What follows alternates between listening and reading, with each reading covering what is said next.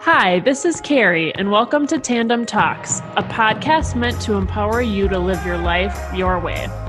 And I'm Craig. Join us as we go deeper with entrepreneurs and their journey creating success in business and life.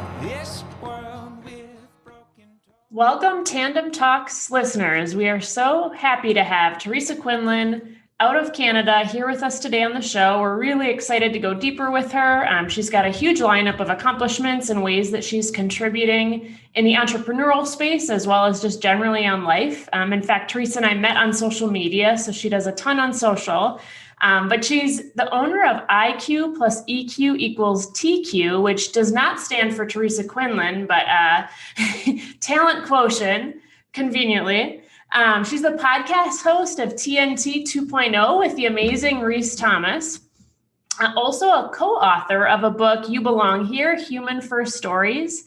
She focuses on executive coaching, leadership development, all things human-centered. And we're excited to just take it deeper and really learn a lot of your thought process here, Teresa, and we appreciate having you on. So welcome. Thank you. I'm very excited to be here. It really is an honor following both of your content, your philosophies, your mission is really inspiring. So it's a pleasure. Yeah, well, thank you. And I think to kick off, I'd love to just go deeper on really the mission behind IQ+EQ equals TQ. And what the heck is talent quotient? Tell us all about it. It does also stand for my initials. So you're right. It's a nice little blend when you think about branding. Yes. And for me, talent quotient is all about, do I know what my strengths are and am I using them? So am I stepping into spaces where I get to really flourish? And if I am, generally what that does is it creates a life where I have a lot of well-being. I feel really happy. I'm joyful. I'm in flow. And because of that, life is good. And when life is good, we tend to have a higher level of motivation, which means we seek out those opportunities to stretch ourselves and grow and use our talents again. And it's this cycle that really feeds itself. When we're out of it, whether we're out of knowing what our strengths are, whether we're out of not feeling well on a regular basis, whether we're out of not stretching ourselves, doesn't matter where we might be out, then the cycle gets broken and we have sometimes a really hard time getting ourselves back into that cycle. Mm-hmm. That's so powerful. And I think it's just so easily overlooked. I mean, we all know we have strengths, but how many people are amplifying the heck out of them, right? And I've seen with myself or even people that we've coached almost like a resistance of our strengths in trying to develop in all of the areas that we suck at, right? At the cost of leaning into the areas that we're just naturally really talented at and really flow in. Can you speak to that for people? You know, we have got a lot of young entrepreneurs listening today, just how to identify those strengths in the entrepreneurial space and any suggestions you could give for tapping into that. The fear of being awesome and what that means. Like if I am awesome, I'm afraid of being as awesome as I potentially can, because what does that mean? Sometimes we set ourselves up to believe that that means then we can never fail. And the truth is the people who step into their talents are really comfortable with failing because they're really comfortable with stretching and growing and challenging themselves. So failure, quote unquote, failure is simply part of the cycle of learning and growing and inserting that into the next iteration. I mean, you mentioned at the top of the introduction, our podcast with Reese is 2.0. It's because we're in our second season. So we learned something from the first season that we're cycling into the second season. We thought we should probably name it, like put it out there and identify it, that this is not the first iteration. And so I am not the first iteration of Teresa Quinlan. I am like on iteration 27, 28. Like I hope anyways, if I'm still 1.0, we have a problem. Right. And so that fear of success can be something that is a derailer for people. It can be what the obstacle is for a number of different variables.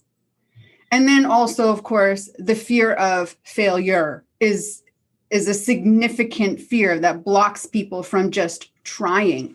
And so if I just focus on the things that other people tell me I should get better at, I might be able to tweak the dial a little bit and close some of those gaps, but it still keeps me in this very comfortable zone where fear doesn't usually exist.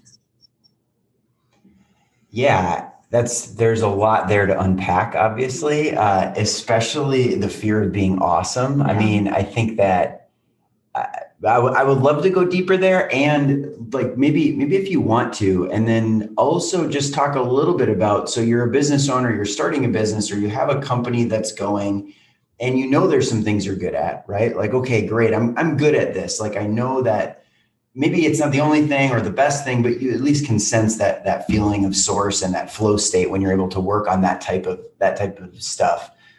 How do you do that? Like continue to tap into that, but then also challenge yourself to still be functional in the things that you aren't good at and don't like, right? Because we talk about as a solopreneur, especially when you're starting out, you can't just have your staff or bring in your CFO to handle the finances, right? So how do you recommend people going through those things, that like process? Okay, here's my strength, but then how do I push myself to do the things I know I need to do?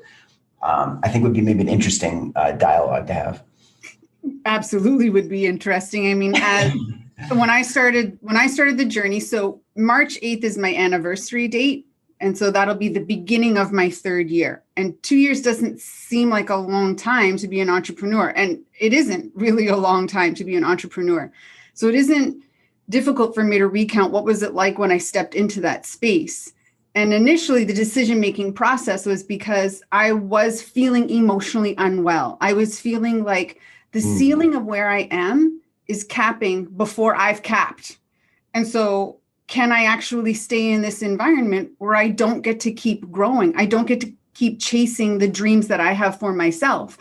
Right. And it was a clear answer of hell no, I can't stay here because this is how I'm going to then feel every day after today if I do. And I don't like this feeling at all of being squashed, of being less than, of really feeling meh is a good way to describe it. Low motivation, low creativity, poor problem solving, complaining. Like that sucks. And so when I started to feel like that, I went, time to do something. And in analyzing what I wanted to do, I basically asked myself a few questions. What could I do every day, all day? And does that align with things that I'm good at and I love to do, that the world needs and I could get paid for? Mm-hmm. And it seems like really simple questions to ask ourselves. And we can ask them and kind of go, yes, maybe, I'm not sure. And then we have to do a little bit of research, perhaps network, talk to other people and find out. And that allowed me to get to this space of deciding of this is what I'm good at. This is what I love. I know the world needs it. I know I can get paid for it. And I feel the emotional connection to those answers was so strong. I knew it was the right thing for me to do. I'm going to run my own business, emotional intelligence, coaching, leadership excellence. Got it. Perfect. It took me about 30 minutes to sketch out. Once I knew what it was, 30 minutes to sketch out the plan. Mm-hmm. And then probably about 40 other entrepreneurs in a mentorship role.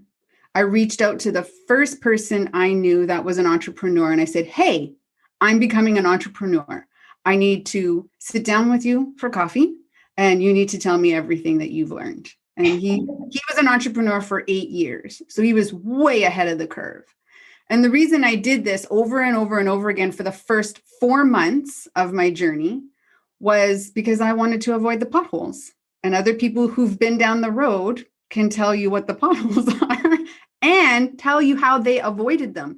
It doesn't mean that I use the same strategies they used. Oftentimes, after having 10 conversations in a week, I would have an assimilation of what these 10 people said and created it based on how I operate, my personality, my strengths, integrating into how I like to work.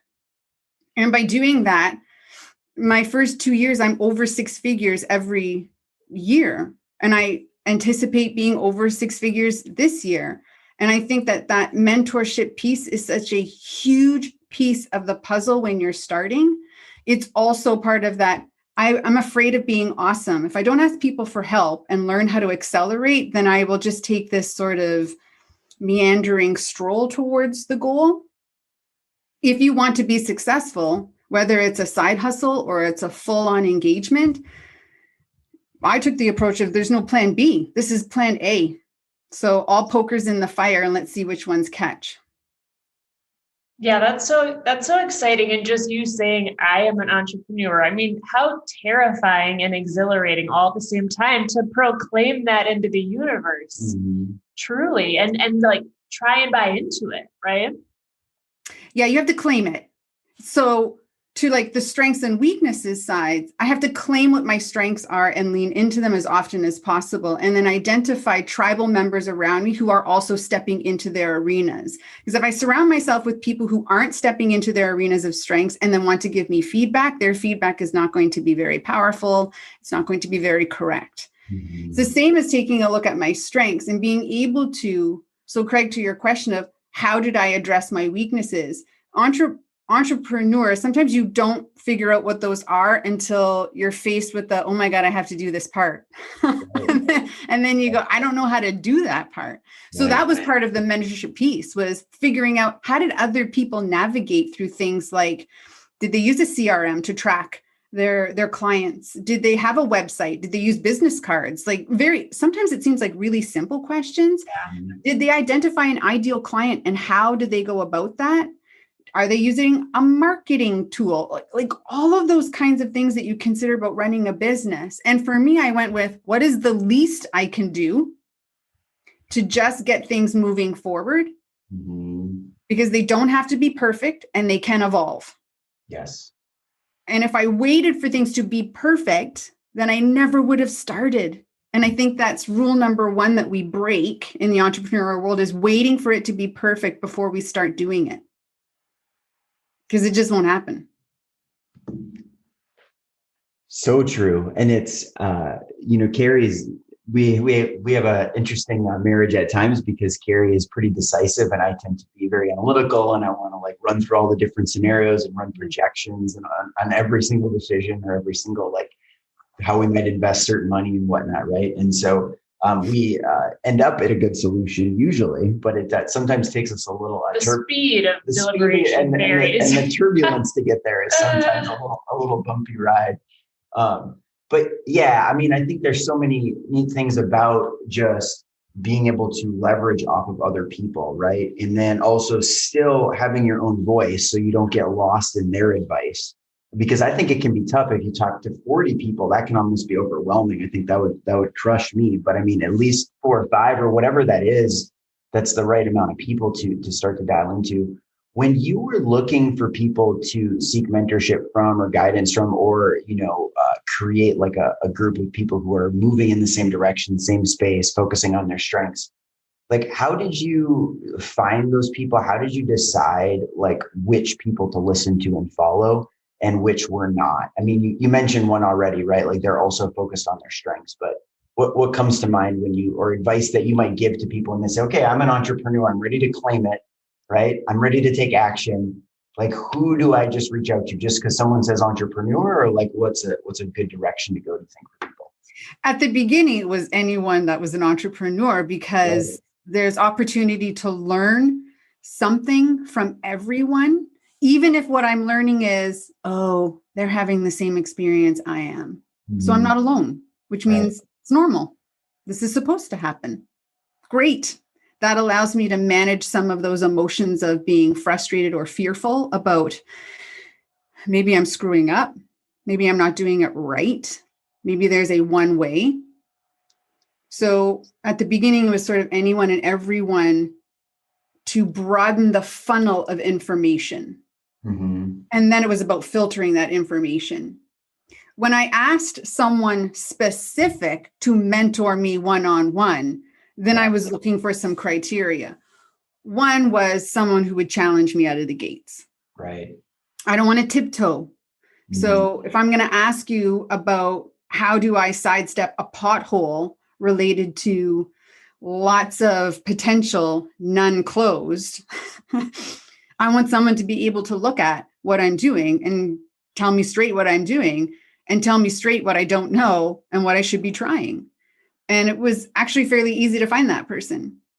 So when I found him and asked him, would you mentor me? He said yes. And he had one criteria. Because we knew each other well enough. He knew me well enough that I am a super planner, a super preparer. I have lots of questions. I'm a great student, but I come prepared as a student. He told me I had to come blank. And I was, I kind of grit my teeth a little. I was like, ugh. That's when you knew he was the right person to challenge you. That's how I knew he was the right person to challenge me. Absolutely. And so I came blank, and we covered the gamut. We covered the gamut from even pricing to how I present to what my mission statement was, like a lot of those pieces. And I worked with him from my 4th month in to my 9th month in. And I believe it was life-changing. Like, I believe it really was what accelerated me very fast. I took everything he said and I did it immediately, and immediately saw different results. So I don't think I could praise the mentorship piece enough. And I will also say this, every single person I asked said yes and was willing to have a conversation with me for free. Nobody charged me a penny. So when people ask me, hey, could I talk to you about your entrepreneurial journey? I'm like, yes, absolutely you can. For free. Yeah, absolutely you can. Yeah. The coaching that you experienced with that person, then that was obviously life-changing. And what you said there was really powerful is you implemented, right? Because a lot of people get access to that, but then like we've given a lot of people advice, they don't implement it, then they want to come back and have more time. And it's like, well, we're happy to help, but like if what we're saying isn't going to create an impact, then like why have a conversation really, especially if it's for free and on the house and everything else, right? So yeah, that's a really, really powerful tip. Do you want to ask anything more about that? Yeah. Or otherwise, I do think we could shift a little bit too. So I do have one follow-up question. Yeah, go ahead. You talk about coming in blank. What does that mean to you, and how does one actually successfully achieve that from your perspective? So blank means when we were looking at financial, for example, like how much I charge and what kind of packages I offer, so on and so forth. I already had it built, and I already had sort of questions around how do I make it better? And he's like, you can't have questions, not at the get-go. You will have questions, but you can't come with asking me your questions and me just filling in the questions you have, because you don't know what you don't know yet. Right. Yeah. So you'll only go as far as the questions you know how to ask. So that was the interpretation of being blank, is allow me to fill you up with things that you don't know and then ask your questions. Right. Which was a unique perspective. It is very much more how we learn as children. How we learn as a child is we step into a class going, I know nothing about shapes, colors, math, letters. I don't know anything about that. And someone is filling us up with stuff we don't know. And then we ask a question, where do I put the stick and where do I put the circle to make the letter A? And then they give us additional guidance. We don't ask that question until they actually fill us up with the information. Yeah, he wanted to help build a foundation before he stepped into your previous foundation, if I'm understanding. Yes, exactly. And how you do that from an emotional intelligence standpoint is you have to have a high level of self-regard. You have to know your strengths and weaknesses and love yourself completely, so that when someone says you don't know how to do this, you don't take that as a hit to your esteem, which means when we take a hit to our esteem, we usually turn ourselves off. We shut down, we stop listening, we stop learning, we stop growing. And so you have to come in with that high level of self-regard, knowing what those things already are, to be able to really soak in and absorb everything that's possible. Well, and I think that really nails it on the head why so many entrepreneurs fail and so many can thrive is because they have enough self-regard or a high enough self-image to kind of look foolish and fumble and not take it as a hit to who they are as a person, right?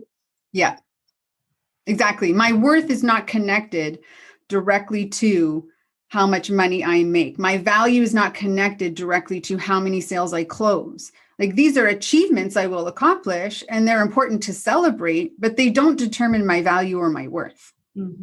So if you can disconnect from that and know that you are worthy, are valuable, and then step into that worthiness and valuableness, using your strengths, using your talents, using your personality, using all of these gifts that you have, then you're more likely to take the risks that are necessary in the entrepreneurial space. Totally. Yeah. I mean, we talk about not taking your self-image and attaching it to a noun of something like I am an engineer, or I am something that is breakable, right? That is is not anti-fragile. So then every time it breaks, now you're busted and you shut down emotionally, just exactly like what you're talking about. But I heard a podcast by Tom Billy once where he talked about being a learner and branding himself that way. So then no matter what the situation was, it's like, oh, I'm always learning, right? Oh, that didn't go well, but that's okay because I'm a learner. So I'm just going to learn how to do it better. So it's really like speaking into exactly what you're saying. So yeah, congrats on figuring that out and being willing because, not everyone's willing, right? And it's interesting too, because as we mentor people like in our different industries or whatnot, sometimes people come in with questions and I feel the same way. It's like, you don't even know what question to ask right now. Let me like lay a foundation for you. And then we can exactly. So I've never put it that way or like heard it put that way though. So appreciate that perspective. I also selected a mentor that said to me, you're bigger than the space you're standing in. And at first that solicited like a lump in my throat. I emotionally felt it because I felt that he saw me for what I was aiming for and the barrier that I was letting get in my way of just belief that I could. Yeah. And so borrowing the belief someone else had in me for that moment allowed me to step over the obstacle and continue to push forward faster than I probably would have done on my own. Even if it's just 6 months faster, it's 6 months faster. That could be a long time in business. Yeah, definitely. It can make or break you as well. If you're trying to meet a goal or revenue stream, right? Great. Let's pivot a little bit. Although I know we could spend a lot of time there, specific to mentorship. But what's been new to you lately? What's hot? Like, what's something great realizations you've been having, or something you just like to share or talk about that you feel could be helpful to our audience or just people in general? I mean, what's been neat or most recent on your learning curve? On my learning journey, so 2 things. One is the network that I have built have been such an essential part. As soon as you step out of like a corporate work environment, your network goes away. The people you see day in and day out, the work that you work with, your coworkers, your peers, like the people that are naturally mentoring you informally are gone. Like in the snap of a fingers, you don't have them. And so it was really essential to create a network of people in the entrepreneurial space that I can continue to do that with. And in some instances, there are people that do exactly what I do. So we can talk business to business, right. Product to product, service to service, and we can actually help each other up because as solopreneurs, sometimes you get a contract that's huge or you want to get the contract that's huge, but you can't service that contract because you're an only person. You only have so many hours in the day. So you need other people that do the same thing that you do that you can call on to contract with. That's been a really critical learning piece. And it served me well over the last couple of years. And it's also coming cyclically, as in they also need me. Mm-hmm. So it's another way of extending business. And then the network of people who are in the entrepreneurial space that don't do the same thing that I do actually give a different perspective of how they look at doing business and how they approach clientele. And it's incredible how you can learn from them and integrate that into how you do your work and just tweak the dial enough to like, ooh, that was a smarter way of me to be working. So now I don't have to spend 2 hours doing this every week. It's 15 minutes. That means I've got, an hour and 45 minutes to dedicate to other things, which is really important. So the structure of how you build your network as an entrepreneur is, I think, really critical. Part of that network has also become a mastermind group for me. So created with Reese, a mastermind group of entrepreneurs where we really challenge each other out of the gate. And we talk about more than just the business side of things. We talk about the impact to our family, how we're feeling personally, how we're struggling with our success or non-success. Mm-hmm. And having an environment like that, it's like having therapy at your doorstep. And as an entrepreneur, that is an invaluable space to have. Yeah, I'm with you big time. I think a lot of people think business ownership is in a silo, like it can be a complete vacuum and not be interrelated or interconnected or affect other areas of life or vice versa. And frankly, we think they're so interconnected, and our ability to like have strong health, have good relationships, have good finances, and a strong spiritual walk, whatever that might look like, really impacts somebody's ability to move forward in their professional realm. And so I love that you found that community and that that's just a belief for you. And my value is more support is better than less support. And I don't know that people are giving themselves a strong enough shot at like accessing people who can really support them, whether that be a mentor or people in other industries that are community. Yeah, community, right? Yeah. And then I think the other really big thing that I've noticed, especially since, the pandemic hit, was the box of working within your own neighborhood was a facade. There's no such thing as just working in your backyard. The global access for an entrepreneur is such an exciting space to be in. So, whether you're aspiring in your side hustle, you're new to the entrepreneurial space, I think having that mindset that you can be global right from the get-go and figuring out how you can do that doesn't have to be your only stream, but it can be part of your stream. Yeah. 2020 really presented us with, you have to figure out how to do that because number one, it's possible. And number two, it's likely necessary. Yeah. Yeah. And why create those boundaries when they don't need to be there? Just because it's like that old school thinking of like, well, it's always been this way. So let's think in the silos of US, Mexico, and it's like more just like it's the internet, right? Or we're connected. Let's rock. Yeah. Yeah. Or I can't coach people unless I'm like in the same space as they are. No, if you stick that box around everything that you do, then you will be limited in how your business can grow and who your business can be done with. I do presentations for Australia. Now it's a time zone mess, but it works, right? So I'm speaking to them and it's like Wednesday afternoon and it's Tuesday evening for me. It doesn't really matter. That's one of the beautiful things about being an entrepreneur is you create your own schedule. And so if you want to work with that client that's around the world, you can figure out how to make that work. It really is, I think, a pretty awesome thing about the entrepreneurial world is you're the one who's in control. Nobody's telling you what to do. It's one of the things I love the most is I don't have a boss anymore. It's my favorite thing about why I made the decision number one. And about the last 2 years is I get to make all the shot calls. And I'm the only one responsible for, when shit hits the fan.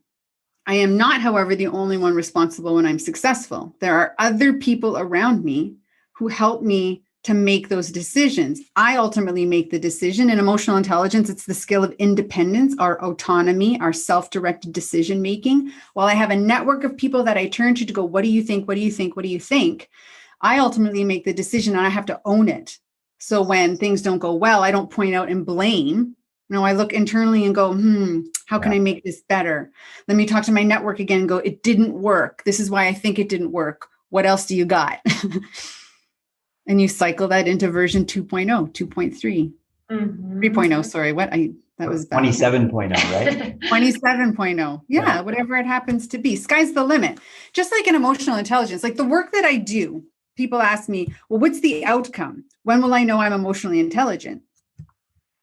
And I usually smile with that, knowing smile. And they go, oh, you know something I don't know. I said, yes, the goal in emotional intelligence is consistent practice. The goal isn't some sort of concrete, like you're here, because as soon as you stop practicing, your skill set goes away, just like any other skill that you've ever learned how to do. As soon as you stop riding your bicycle, your ability to ride a bicycle decreases. As soon as you stop lifting weights at the gym, your ability to lift that weight decreases.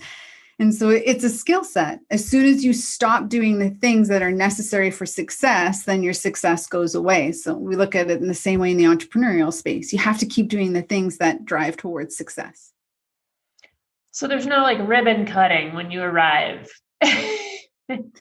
No, I think there's ribbon cutting along the way. Like you can have ribbon cutting every single hour. If you're setting yourself up for achievement, this is how we celebrate. This is how we recognize our strengths, not in achievement, but in, I persevered for an hour. Perseverance is a talent of mine. I'm going to use that the next time I see the obstacle in front of me to know I could do that. I've got resiliency. I've got endurance. I've got the right mindset. These are the things that I need. And Teresa, do you have an exercise, if we were thinking about the listeners and something that they could practice today after they're done listening to the podcast, what's like an exercise or simulation that someone could work through in their day to grow their EQ, their emotional intelligence? One of the things that most people struggle with is impulse control. And so you're nodding because I can see you and you're like, oh, yes. Impulse control is our ability to resist temptation, our ability to make a rash decision. Sometimes when we see people with a lack of impulse control, we see that there's no space between question and answer. So there's no breath, that they interrupt people mid-sentence, that they make one decision after the next with really poor results, and they haven't noticed. So a practice that people can do right away is pausing, wait, take a breath, just to extend the amount of time between stimulus and response, because our brain needs about 6 seconds to logically figure it out by fully considering, how do I feel? What is my intuition speaking? And then logically, what do I think? We need 6 seconds, but most of the time we're responding in 0.2. So we're losing out on 5.8 seconds of precious time to consider the information that's actually around us. And I think that would be a really good practice for the entire planet if we just gave ourselves a deep breath in, a deep breath out, consider all the information, and then decide what I might want to do. I believe we should add that to our decision-making chapter. Yeah. So our editors still allow us to do so. Yeah, that's beautiful. I mean, I've started practicing meditation more seriously the last 2 years or year and a half, and it is really interesting how just being able to take that breath can impact the quality of your decision and making more skilled choices in life versus the impulse, the 0.2 seconds where you're just going off robotics versus bad programming. Sometimes it's not even your fault. It's just the subconscious programming that kicks in, right? Where you take the breath, you all have the chance to make a conscious decision. So it's a little bit our fault. Yeah. You're like, it's not your fault. It's subconscious. And then it's a little bit our fault because we created the loop. And so our predictive brain is just going, oh, last time you felt this way. And some of these circumstances were the same. This is what happened. This is what you did. Just repeat, rinse and repeat, rinse and repeat. So we get stuck in that loop. And when we give ourselves an extra 1, 2, 3, 4, 5 seconds, we can change the loop, create a new one. In fact, it'd be great if we created 5, 6, 7, 8 different ones. So in that moment, we can go, which might be a better option than my default one that I've kept turning to, where I yelled at someone, called somebody a name, slammed the door, whatever I may have aggressively or passive aggressively done from an emotional standpoint in predicting this is where we were going. Yeah. It's so important. And it's also so important as we transition from employee mindset to business ownership mindset, because what's the quote from Elon Musk you read the other day? Oh, someone asked him, any advice or encouragement you could give to an entrepreneur. And he said, if you need encouragement, don't be an entrepreneur. We believe Brilliant. and that's like playing at a very high, he's playing at an extremely high level, right? We talk about ambiverts of entrepreneurship and having a career and building a side hustle. So like a little encouragement isn't bad, but there's definitely a lot to be said for that. Absolutely. I think it speaks to how inappropriately people romanticize entrepreneurship. Just go, oh, you get to own your own schedule and you make tons of money and you're always traveling and you're like, no, that's not, you might get there.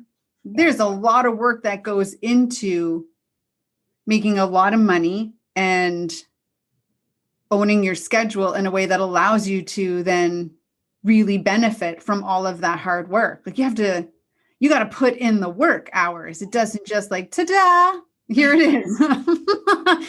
So that's probably one of the reasons why that statement is so powerful, is if you're romanticizing what it looks like, then you might be asking or finding yourself asking the question, should I be an entrepreneur? I think it'll be really fun. If those are the first things that come out of your mouth, I would recommend make sure the next statements that follow are, what does it take to be an entrepreneur? Do I have what it takes? Do I really want to be an entrepreneur? And why do I want to be an entrepreneur? Does it serve my talents to be an entrepreneur? Because it doesn't serve everyone's talents to do that. Absolutely. Agreed. Yeah, and find people who are there, who can actually tell you what it's like versus theorizing in your basement or your bedroom. Instagram feed. Your Instagram feed. Yeah. Now, because I know you have kids. We do. So lots of people who, are listening that also have children. One of the things I remember when I became a parent, and I'm one of 4 siblings. I was the last of my siblings to have their child. And when I would ask questions about like, what is it like when you have your first baby, and they were like, oh my God, it's just so beautiful. And like, it's so special and they're so sweet and this, that, and the other thing. And then the baby comes and you're like, oh my God. Yes, those things happen. But what about all this other stuff? Like they can cry at any moment's notice and you barely get, 3 hours straight sleep is a possibility. And it seems like the never ending diapers, and you're always stressed out, wondering, especially with your first child, are they latching properly? Am I holding them properly? Did they eat enough? Did they drink? Like, how do I keep them cold? There's so many things that when you step into that space, I wondered, like, why didn't you tell me all about this? Why did you only tell me? Why did you only tell me about that? And what I discovered was it's because they were too far away from that to remember. So they remember all of the wonderful stuff and they forgot about the stuff. I was like, this is the stuff that really sucks. And you got to be ready for it because it's part of the journey. You don't get to sidestep this kind of stuff. Well, and they remember that it was worth it, right? Mm-hmm. Which I think when you're talking to business owners that are following in the journey, it's like, we know it's worth it for you, but what's all the crap you had to get through? And so I think in segueing, one thing that would be really powerful, Teresa, is do you have a good story of fumbling? Like, what was your biggest blunder? I think that's where they can learn a lot from those early stage stories. But it also gives a certain level of relatability of sort of some of the mess or things that can happen in your infancy as a business owner. Any mistakes you made?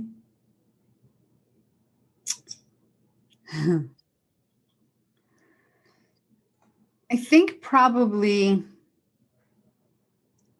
the biggest mistake is and has been, so in this journey, second guessing my value. So I had a conversation with one of my network people, and we were catching up as we do, once every couple of months. And we find out, how are you doing? How's business going? This, that, and the other thing. And he said, I noticed you started offering free stuff. You weren't offering free stuff before. I said, yeah, I'm trying to get more people in the funnel. So you're giving your stuff away for free? Mm-hmm. And as soon as he said it like that, I was like, I know what he's going to ask me next. He's going to ask me why I've decreased my own value. And I'm going to have to answer it. I'm like, shit, I don't want to answer it. So he asked me the question, why are you decreasing your value? And I said, because I'm nervous about maybe not making enough money this year. So I figure if I can get people in for free, then I can hook them. And he's like, don't do that. Stop doing that. I'm like, I know you're right. I know you're totally right. So he asked me, have you ever not delivered on value to a client? I'm like, no, never. In fact, in my corporate career, never either. So we can go 20 years back and I can tell you I've never shortchanged a client on value or didn't meet the deliverable. He's like, so why would you think that you would all of a sudden do that? Why would you think that someone would not think that your product or services were valuable just because you don't have a client, just because you don't have a prospective client, just because you don't have the dollar amount you wanted to have right now? That's a good question. Why would I? I don't know why. A moment of weakness. He's like, moment of weakness. You're second guessing yourself. So you could probably stop doing that. I was so thankful that we connected because he had noticed I had only done it for maybe about 3 weeks. It was 3 weeks previous that I made that shift, but he had noticed because it was uncharacteristic. And in noticing, he pitched the question to me, identified it or articulated it so well that it allowed me to sort of introspectively go, ooh, 3 weeks ago, that's what I was feeling. And I missed it. Like I missed it.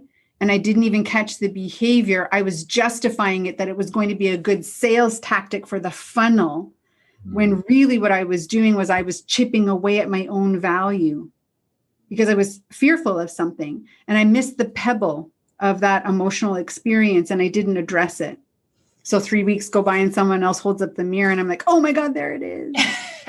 And immediately when we finished the conversation, I went in and I changed everything. I changed it all. I took all those things off, or ones that I left on, I attached a price to. I went in and all of my social media, I changed when I said free. I changed all of that up. Like these are the kinds of things where when you make a mistake, you can go back in and fix it. You can readjust, you can pivot, you can shift it. I think that's a powerful story with a lot to pull. And I think to your point, there's very few things as a business owner that are totally fatal for your business. Give yourself some room, right? To trial and error and figure things out a little bit. And I love that. Don't devalue yourself and second guess things. So I think there's a lot to be said for the listeners on that. And overall, I feel like this podcast is not one to listen to once, but twice. And there's just a lot to pull and unpack and really to implement from what you've shared, Teresa. So I so appreciate that. I'm wondering for the listeners, though, where is the best way to find you other than accessing your book, listening to your podcast? What ways can they connect with you and find you?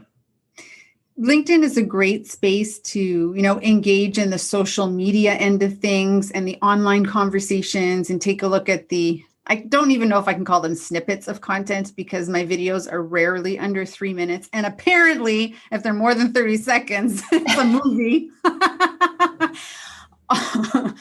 So that's a great space. And my website has, blog entries and other resources of material, also how I work with organizations and individuals. So those are great spaces. And I'm sure we could probably stick those in like the show notes or something. Yep, we'll put those in the show notes for sure. So people can find your website. Yeah, absolutely. Thanks for being with us today. And like one of our themes is just helping people focus on like what matters most, right? And how we've used entrepreneurship as a tool to create like a magical life, not just as a tool to work really hard and say, I'm an entrepreneur, like we are successful. It's more about like, how does it fit into the overall piece? And I think so much of the work that you do and what you talk about is very critical to that. And thank you for sharing and just talking about self-worth and self-image, as you did. That is so much of the work we have to do as entrepreneurs. I mean, I know we've seen our self-images just continue to grow incrementally. And sometimes we just need someone to kick our butts and push us forward. So thank you for giving us a lot of that insight. We really appreciate it. Yeah. Thanks for the time and expertise, Teresa. And I hope all the listeners enjoy the grind, and we'll see you next show. Thanks for listening to today's episode. Please subscribe and leave a review, and be sure to visit tandemconsulting.co/talks.